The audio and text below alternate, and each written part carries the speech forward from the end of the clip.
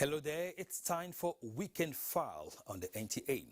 We are live in Abuja. Record has it that over 821 million people across the globe were food insecure in 2019, primarily driven by conflict and social unrest. The World Food Programme estimates that this number could exceed 1 billion, given the impact of the COVID-19 pandemic, extreme weather conditions and economic shocks, as well as job losses, declines in remittances and disruptions to supply chains and trade. Attaining food security in the country requires a collective and urgent collaborative action between the public, private, non-profit and development sector to feed our most vulnerable, increase farmers' productivity, reduce the high rates of post-harvest losses, enhance value addition and local processing, and ensure market linkages. Essentially, the need to increase the availability and affordability of food in Nigeria cannot be overemphasized. A lot is being done in that regard anyway by relevant authorities, particularly the federal government. We have two guests tonight. Kabiru Ibrahim, the president of All Farmers Association of Nigeria, and Uche Godwin, president, Maize Growers, Marketers and Processors. They will guide us into areas we need to know on the matter, while detailed reports from across the zones will enlighten us further on our topic tonight, ensuring food security in Nigeria. Thank you for joining us. I am Kenan Ima Aburiken. First, the news.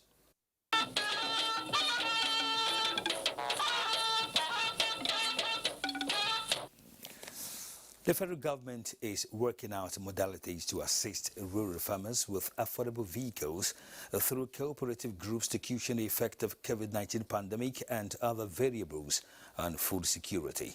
The Ministry of Special Duties and Intergovernmental Affairs is leading the new initiative and has held an interministerial meeting to that effect. Mitari Iben tells us more. Access to markets, especially cost of transportation, is said to be taking a toll on the price of foodstuff and the income of farmers.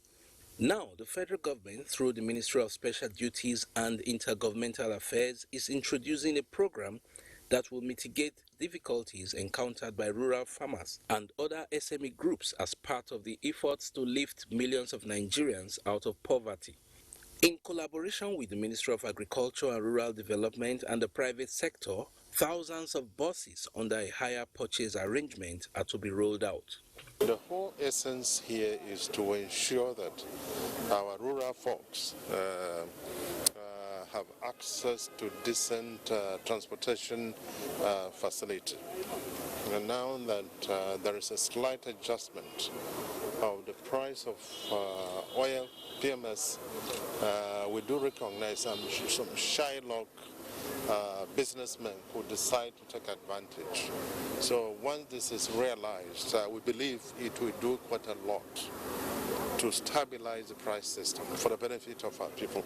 The project is to be launched by President Buhari as soon as modalities have been put in place. In Abuja, Mitaire Ikben, NTA News.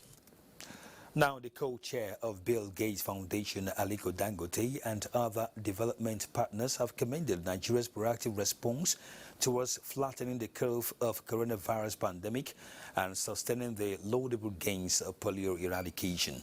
The development partners made the remarks during the 2020 primary healthcare review meeting between the officials of Kaduna State Government and development partners that was held virtually at the Government House, Kaduna.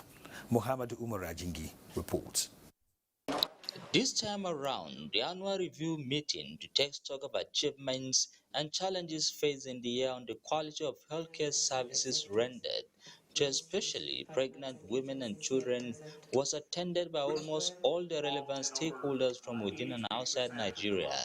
Some of the major partners such as Bill Gates, head of Global Fund Maria Kroa, participated virtually from their respective countries, while the Minister of Health, Dr. Osage Ehaneri, Emir of Zazzau, chairman of Nigeria Governors Forum Kaide Fahimi, and Aliko Dangote also joined from their respective locations within Nigeria.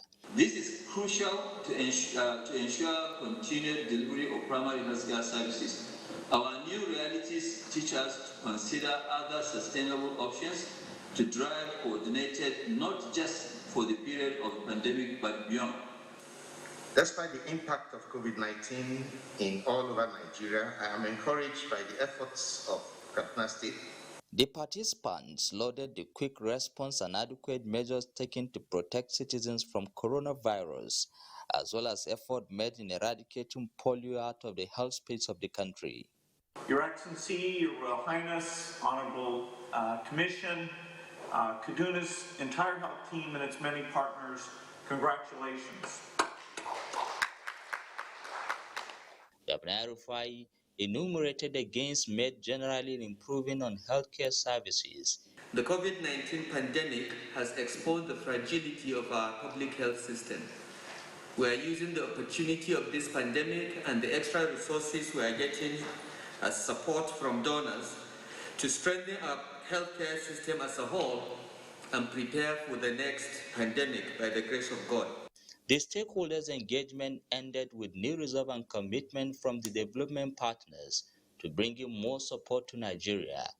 In Kaduna, I am Muhammad Umar Jingi, NTA News. The Nigerian military has been commended for restoring peace and normalcy in the northeast region of the country, which over the years has been bedeviled by Boko Haram insurgents. Global Amnesty Watch, in collaboration with Civil Society Organization of Nigeria, gave the commendation at end of post-Boko Haram assessment tour of the Northeast. Simon Asha tells us more. Is the devastating effect of Boko Haram insurgents in the northeast region of the country resulted in destructions of lives and property, with displaced people in search of a living. The narrative has speedily changed, with the intervention of Nigerian armed forces restoring peace and hope to the affected communities, as people now go about their socio-economic activities devoid of any fear of the unknown. We have actually achieved a major breakthrough when it comes to the issue of insurgency in other our states. Our hope is that these things have come to stay. The success story necessitated the post-Boko Haram Peace Assessment Tour by the Global Amnesty Watch in conjunction with Civil Society Organization of Nigeria. The military have recaptured all local government councils in the state, hitherto taken by the insurgents, and freed all captives, and the state has remained peaceful till date, while law and order have been restored. Peace have returned to the northeast region, most especially Adamawa State. In Yola, Simon Asha, NTA News. We now go to infrastructure, where the new approach which engineers at the Regachukun Bridge have adopted in fixing the first portion of the bridge which caved in is yielding desired result. Abdullahi Mohammed reports that one of the latest approaches was to reduce the water density on the transition bays. Being an environment where water meanders 365 days, and the fact that the damage to the bridge came at a time when water levels were at their peak, the engineers are treating the base of the bridge with a cocktail of defense mechanism to safeguard it against the impact of water. After a series of layers of boulders and concrete to fill the transition base, a basket of an iron rod is now being laid where casting will follow to serve as a buffer against the negative effects of rainfall on the base of the bridge. With the pace at which the engineers are fixing the damaged portion of the closed bridge, reopening it may not be far away. The alternative bridge, which is in use now, also begs for attention, but it is the saving grace for now. In Kaduna, Abdullahi Muhammad, NTA News. In politics, the People's Democratic Party (PDP) in Ondo State has flagged off its governorship campaign ahead of the October 10 governorship election. The party's governorship candidate Eyetayo Jegede, while receiving the party's flag, said his mission is to ensure that poverty and hunger are no longer problems in Ondo State. Abiola Rio reports. The PDP rally brought together party stalwarts from across the country who came to affirm their support for the candidacy of Eyetayo Jegede in the Ondo State governorship elections. Presenting the party's flag to the candidates, National Chairman of the party, Uche Secondus, and the Governor of Oyo State, who doubles as the Chairman, Ondo PDP governorship campaign, Seyi Makinde, appealed to the people of the state to make the right choice by electing the PDP candidates, saying the state had lacked substantial progress in the last 4 years and requires a visionary leader like Eyetayo. We want freedom for the entire Southwest. We expect you, the great people of Ondo State, to consolidate on that victory for PDP.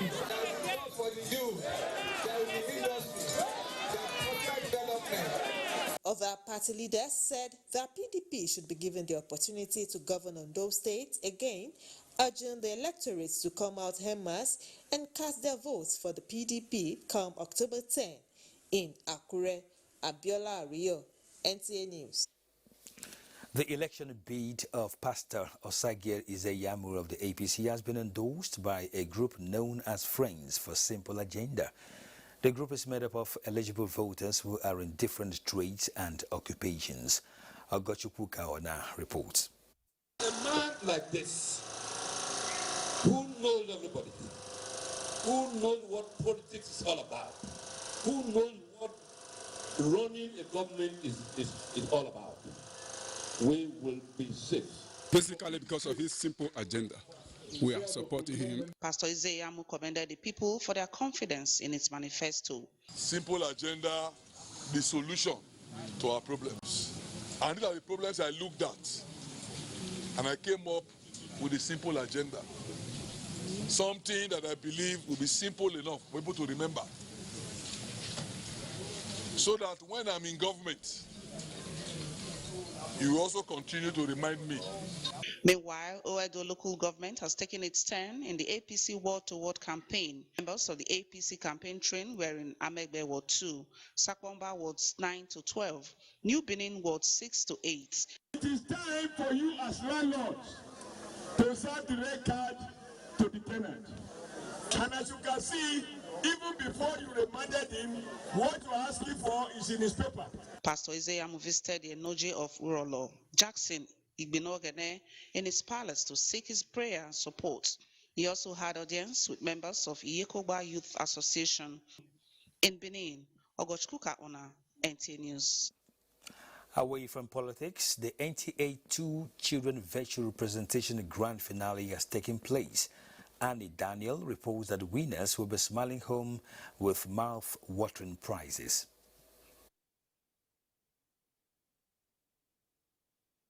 Art paper presentation is in 2 categories for children between ages 8 and 11 and between ages 12 and 15. The topics were on issues surrounding the COVID-19 pandemic. NTA 2 management says the initiative is to give children a platform to speak out as well as gain more knowledge on the issue. Hear how children share their own experiences as they stayed within the COVID-19 era and had experienced tremendous levels of skills. COVID became a phenomenon that linked the world. Young people now have a heightened awareness about global issues. At the end of the day, if you don't speak out, psychologically, this thing will bring you down. The keenly contested competition had a total of 10 participants who displayed a high level of intelligence and knowledge. I use this period to achieve so many things which they are not taught in school. Some of the achievements include participating in household washing and cleaning activities. Nigeria is a developing country. Online classes is good for the future, but it has some disadvantages. The competition is expected to produce 3 winners. Prizes will be presented on Monday, by 1 p.m. at the post-mortem hall, NTA 2 Lagos, to the winners. They'll be invited because you cannot present a product virtually. So they'll be invited, and of course, we will adhere strictly to COVID-19 protocols of social distancing. The NTA 2 Channel 5 online virtual children's paper presentation is the first in the series. In Lagos, Annie Daniels, NTA News. Thank you, Annie. Now, our two guests tonight are waiting for the conversation on food security. Kabiru Ibrahim, President, All Farmers Association of Nigeria, who will link up with us via Zoom from Katsina, and Uche Edwin, President, Maize Growers, Marketers and Processors, is with us here in the studio. We have reports, as usual, from across the zones on our topic, ensuring food security in Nigeria. But that will be after this break. Thank you for staying with us on Weekend File. Since coming to power in 2015, the Buhari administration has left no one in doubt regarding its determination and commitment to diversify the nation's economy through agriculture. The ultimate objective is to achieve food sufficiency and security. As President Buhari always insists, Nigerians must grow what they eat and indeed eat what they grow. How far? So far. State House correspondent Adamu Sambo sets out to find out. All started with the launch of the Anchor Borrowers Program of the Central Bank of Nigeria, as well as the Presidential Task Force on Rice, thereby unlocking the potentials of the rice subsector of Nigeria's agroeconomy. Consequently, rice farmers in Nigeria significantly increased to more than 12 million, producing nearly 20 million metric tons of the commodity per annum. Rice import bill was therefore cut down by over 90%, saving for Nigeria millions of dollars in foreign exchange. Sincerely and categorically say that there is no adjective that is strong enough to thank you for what you have been doing to agriculture and by extension to Nigeria as a whole. If we sustain the momentum, as I'm sure we will soon be in the league of top rice producers in the world. Thankfully, Nigerians have now woken up to the fact that it is an embarrassment for us as a nation to import most of what we eat, given the great natural gifts of our country. There is also the Presidential Fertilizer Initiative, now delivering commercially significant quantities of affordable and consistent high-quality fertilizers at the right time to the Nigerian farmer. In March 2018, President Muhammadu Buhari inaugurated the National Food Security Council to, amongst others, continuously assess agricultural policies as well as explore and nip in the bud issues capable of creating food security crisis in the country. However, with the lingering COVID-19 pandemic, food prices continue to surge with the ability to threaten genuine efforts at achieving national food security. At the last meeting of the National Food Security Council, President Muhammadu Buhari reassured the nation that his administration will neither waver nor lose focus in its quest for food security. The nation thanks our farmers for rising to the occasion and answering our national call. I want to assure you that this government will continue to support these initiatives and many more to come. However, floods are not helping matters, as recent incidences have adversely impacted on agricultural development. Lives were lost and livelihoods wiped away. As a government, we will do all it takes to support those impacted by this disaster. Already, we are working to ensure the losses from this wet season are replaced with the coming dry planting season. And as government rolls out the economic sustainability plans and sets goals for national food security, far-reaching measures have been introduced to boost local agriculture. One of such is the presidential order to the Central Bank of Nigeria that nobody importing food or fertilizer should be given a kobo from the nation's reserves. This, without doubt, holds the promise of hope for the nation. The growth of the sector leaves no room for complacency. I urge that we all work hand in hand to ensure the protection of our nation's food basket. But with the COVID-19 pandemic still ravaging the global community and flood waters wreaking havoc in parts of the country, only time will tell if the food supply systems will remain stable. In Abuja, Adamu Sambu, NTA News. Prices of food items at Dawanau Market in Kano State have slightly declined as a result of new farm produce, which forces down the already escalated prices of essential commodities. Yahanaso Hassan Barau reports that middlemen have cashed in to make a brisk business, which further compounds the situation. The strategic nature of the Dawanau market makes it a commercial hub for grains business not only in Kano State, but the entire country and some sub-Saharan Africa, with a daily turnover of more than 300 million naira. Commercial activities are at their peak at a season like this, as market forces push prices of grains slightly lower. Though there is public outcry of high cost of food items in the country, the situation is gradually changing at the market with the influx of new farm produce. Before now, a bag of millet is being sold at 20,000 naira, but now sells at 14,000 naira. Likewise, guinea corn is now 17,000 naira as against 19,000 naira. New maize has forced the price of the old one to 17,000 naira as against 21,000 naira. The reduction in prices of food items at the Dawanau market are further compounded by middlemen who took over the marketing of the commodities. And because of speculations, that is why. It's not because of the cost of production. I don't believe it is because of cost of production, because the government are doing a lot. Fertilizer, government had provided, CBN is providing a lot of money to these people. Soft loan. In fact, because of COVID, they will reduce the rate of interest from 9% to 5%. Regarding the price of yam, can say it's okay. With 200 naira yams, one can feed his family. The Dawanau market and other grains market like Kwana Dawaki rice market may continue to strive and help in moderating prices of essential commodities despite the activities of middlemen, which constitute a hurdle between buyers and sellers, making prices of food items beyond the reach of the common man. In Kano, Yahana Hassan Barrow, NTA News. All right, join me in welcoming Kabiru Ibrahim, President, All Farmers Association of Nigeria, AFAN, joining us via Zoom from Katsina, and Uche Edwin, President, Maize Growers, Processors and Marketers Association of Nigeria. Thank you for joining us, gentlemen, tonight. It's wonderful to be here. Thank you. All right, let me start with the man in Katsina, that's Kabiru Ibrahim.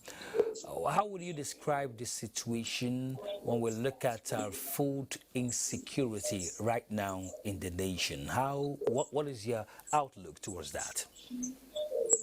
There are many challenges. Flooding is going to compound it, but luckily, come November, these things will take shape. A lot of these things that are expensive are going to come down, and we're hopeful that our people will do the dry season farming. So we're very hopeful that the situation will not deteriorate. All right, that's Kabiru Ibrahim's first submission on tonight's discussion. He understands that there is actually a problem somewhere in terms of our food security in our country at the moment. But let's turn to the man in charge of Maize Growers, Processors and Marketers Association of Nigeria. That's Mark Paman, Edwin Uche, right here with me in Abuja. You heard your colleague there, yes. Kabiru Ibrahim from Katsina. He has acknowledged the fact that there is a problem at the moment. How do you react to that? Yes, first I want to formally align with his comments on the issue of food scarcity and food insecurity challenges we're having in the country as I speak to you now. There are serious issues that has to do with food challenge in Nigeria. We're having issues that borders on food security, which most of us can trace to the COVID-19 challenge. You know, we've been doing this analysis over and over again, and it is a global problem, it's a global challenge. Food challenge is a global challenge, it's not limited to Nigeria alone. And as I speak to you, the COVID-19 had a very negative impact in food production. It had impact in the movement. In virtually everything. Yes. It had impact in the movement of food from the rural area to the urban area. It had impact in the supply chain process. It had impact in the support infrastructure to farmers in terms of availability of agrochemicals, the availability of virtually technical services that advances food production and the rest of it. So when you have gaps existing in these areas, it will adversely affect the output, the production process, and also the cultivation process. But good enough, our farmers are gradually coming out of the challenge. I must say this, because the COVID-19 distanced everybody from the commercial activity globally. So we are all aware that you have to keep away, you have to distance yourself, you have to stay at home, you have to observe some very key issues medically. And as that goes on, production dropped. There was no production taking place, you know. But with the understanding of how best to manage COVID-19 globally, governments and nations are beginning to take proactive steps in also managing food shortage that the COVID-19 brought into play. So today, like most of us are aware, the COVID-19 affected wet season farming. And because it affected wet season farming, it also affected the output we're expecting from wet season farming to cushion the gap in the food, in the food processing, the food availability in the society. So we are looking at a situation whereby if we're able to strengthen, if we're able to come out of the challenge in the wet season farming, in the dry season farming, we'll be able to consolidate on the production coming from the rural area, coming from the farms, coming from the agricultural sector to bridge the gap we've already had, we're having in the food, in the availability of food, in our food security issues. So we like the president of AFAN have said, we strongly believe with the dry season farming, we will be able to bridge the gap existing, and also that will help bring down the cost of food and also make food available to our people. All right, Kabiru Ibrahim, who is in Katsina, we can't reach him at the moment due to some challenges, but we hope to talk to him as soon as he reappears on Zoom. In the meantime, Dr. Edwin is here. You mentioned about what Kabiru Ibrahim has mentioned. We have hopes that things will clear, but we know that for long, smallholder farmers in our country has continued to do, subsistence farming, which is not likely to meet up with our food issues. And we know that the government, particularly the federal government, is doing certain things to, alleviate the situation. Now, you lead a very noble group. What has been happening so far? What are the benefits coming from the government, and how are these things being put into use for us to be a little bit comfortable in terms of food? First, I want to really thank you for this this question, because to be very honest, it goes direct to addressing the gaps and the challenges we're having and how best the situation has improved. I must tell you, I must commend the federal government, I must commend the President of the Federal Republic for the proactive step he is taking with his team to address gaps and challenges in the agricultural sector. Okay. And I must also commend the CBN Anchor Borrow program, which was heavily supported by His Excellency, the President of the Federal Republic, which has played a critical role in addressing and supporting smallholder farmers who drive the basis of our agricultural activities at the rural area and contribute immensely in the output, the produce we have today that supports both local consumption and industrial use. I want to look at one particular program in question, the Anchor Borrow program. The what? The Anchor Borrow program, okay. The CBN Anchor Borrow program. Borrow program. Yes, the Anchor Borrow program has played a critical role in addressing the gaps in agricultural value chain. It has supported lots and lots of farmers in the area of rice, in the area of maize, cassava, oil, palm, wheat. You can continue to count. The Anchor Borrow program has been able to advance inputs to farmers, have been able to advance technology to farmers, mechanization to farmers, capacity to farmers, finance to farmers, to make the smallholder farmer have a lease of livelihood. That's been able to provide funding, that's been able to scale up, support them at the bottom of the pyramid to help scale up production, which has made life a bit more easier for them. So the Anchor Borrow program is one product of the federal government that I always want to discuss because it is one of the best government policies that I can tell you we've had over the years. The design and the approach of the Anchor Borrow program has made it possible that for a smallholder farmer to benefit from agricultural opportunity unlike what was obtainable in the past.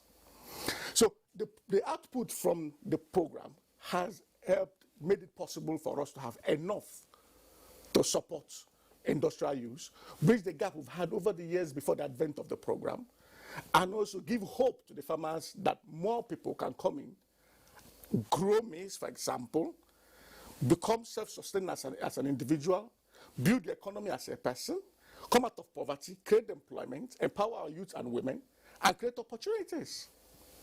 So the federal government is doing enough. It's doing a lot to support agriculture. All right. Through the Anchor Borrow program. And also, I also want to mention this. Okay. The Ministry of Agriculture is also doing a lot in providing equipments, providing mentorship, leadership, direction in the area of agriculture. And the Ministry of Trade and Investment is also doing a lot in supporting, the commodity associations, mentoring them to be able to understand how best they could be able to grow these commodities in order to be able to deliver value to stakeholders and make life more meaningful for Nigerians. All right, I'm happy we're in the studio together. Let's find out how Kabiru Ibrahim is faring in Katsina at the moment. Kabiru Ibrahim, if you're still there with me, let's find out exactly what your members are feeling as we continue to look at ways of, arresting this ugly situation of food insecurity in our country.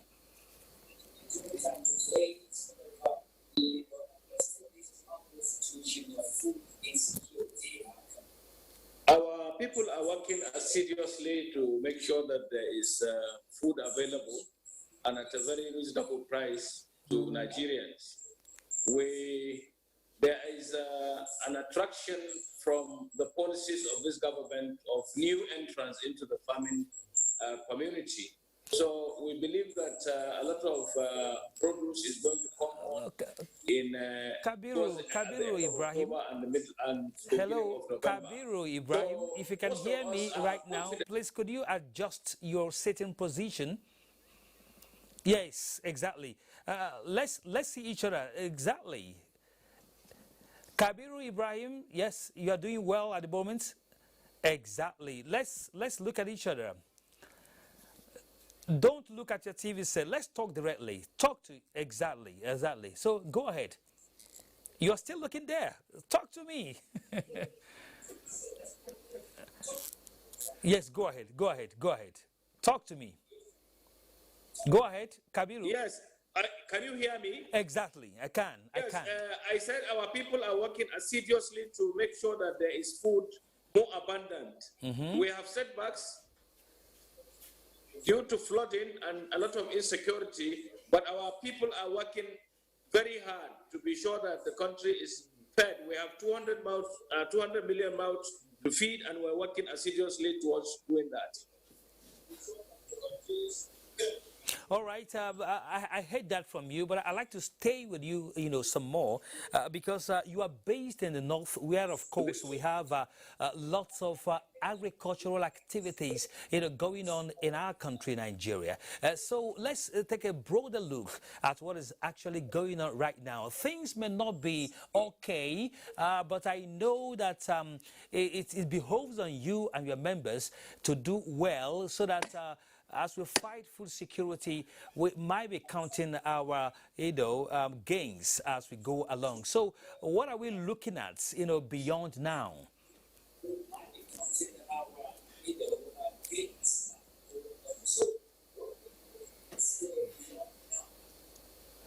You see, the flooding is a setback, it's a risk factor to food security, but I told you earlier on that our people are going to do dry season farming.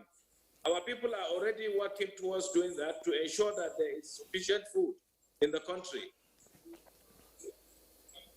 Yes, I'm still with you.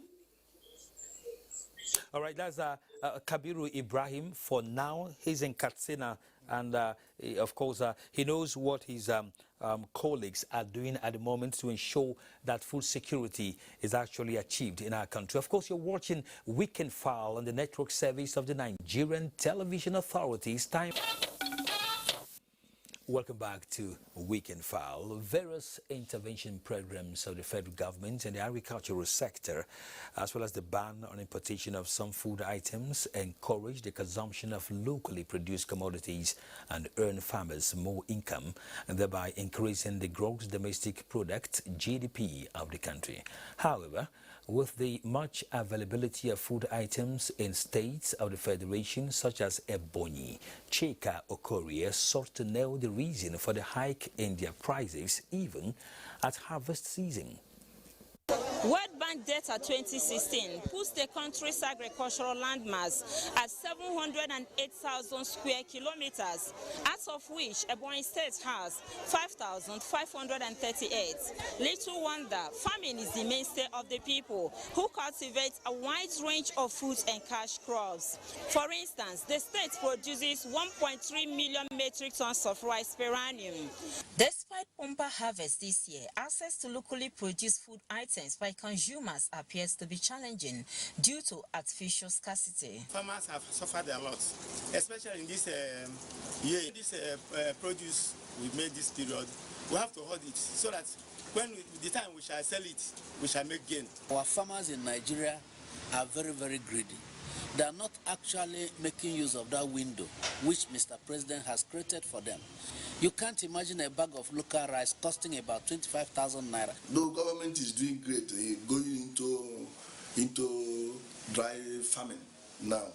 I know Ebonyi State has queued into that farming system.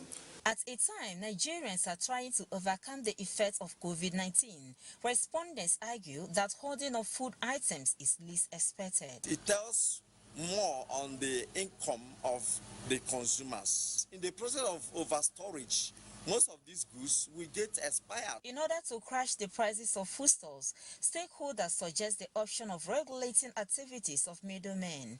In Abakaliki, Chika Okore, NTA News.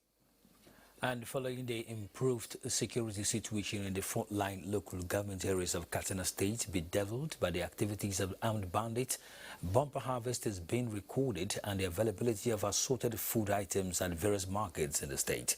Mohammed Salisu Awal visited Dandume and some major markets in the state and now reports.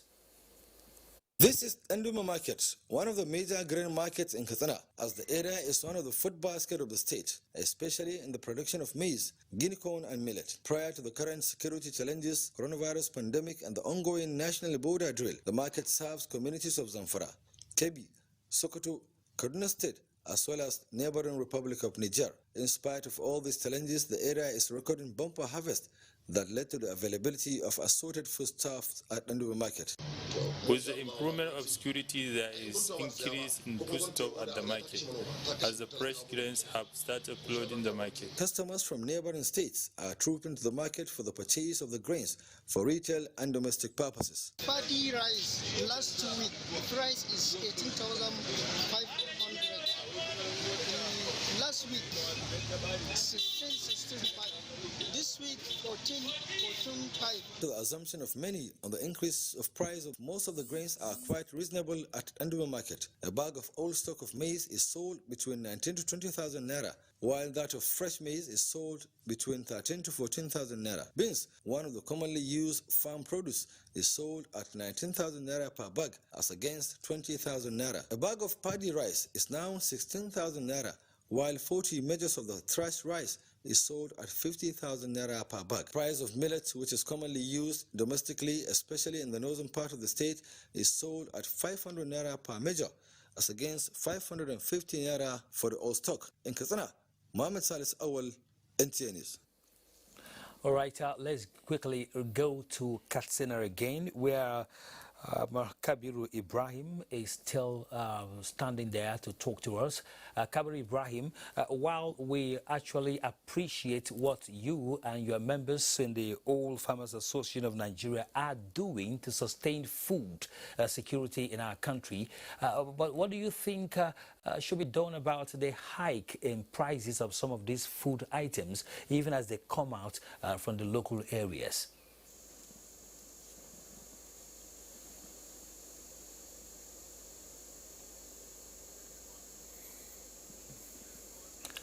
Kabiru Ibrahim, you can unmute your audio at this point so that we can hear you. Yes.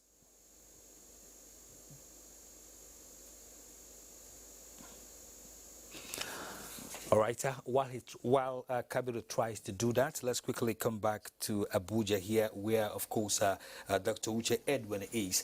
I was talking to him about hike in prices of food items. You see, that is where the masses are really groaning. Even when we know the food security is intact, you know, based on what your association and the rest are doing, plus what the federal government is doing, even at state level and local government level, there is still hike in the prices of food commodities.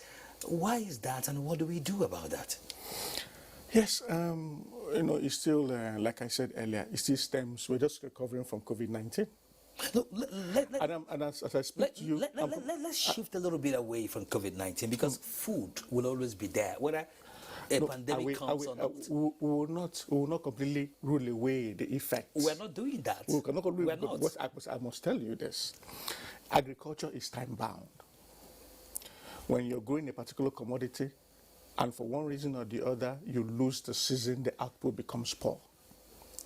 And when the output becomes poor, it affects what goes out there for consumption and use, for industrially and otherwise. Is there a problem of the middlemen here? Yes, we also have a problem of the middlemen. You cannot rule that out. What do they do, and how do you tackle them? No, the bottom line there is this. The middlemen tends to buy our commodities from the farm gate because they have a lot of resources. They mop up what is there, store up, wait for scarcity, and sell. Okay, that's a pure business. Pure business. But isn't that detrimental to our quest for food security? Yes, it is. But what the truth there is this: you cannot. This is their business. This is what they do. But what the associations are doing now is strengthening what we call the warehouse receipt system, where the associations with support from the Central Bank of Nigeria, the Ministry of Agriculture, tends to help their farmers procure this at the farm gates, store it at the minimal cost, and also sell to the consumers at a more manageable cost, a more accommodating cost, a cost that the final consumer can be able to afford. You cannot completely rule out the challenge and the existence of middlemen, but with what is going on, for example, in the Anchor Road program, where you already have an off-taker infrastructure being put in place to support the procurement of whatever the farmer have grown, it helps to weaken the effect of the middlemen. It helps to open up the markets and allow our consumers have an opportunity of buying this product at a more lower cost. So a lot is being done to address the effects, the negative effect of the middlemen in the market chain. And we will get there. Yes, surely we'll get there. I'd like to thank you, Dr. Uche Edwin, President, Maize Growers, Processors and Marketers Association of Nigeria, Mark Paman. Thank you for coming on Weekend File tonight. You're also, Kabiru Ibrahim, President of All Farmers Association of Nigeria, who is in Katsina. Thank you for your input tonight on Weekend File. We will take a final break.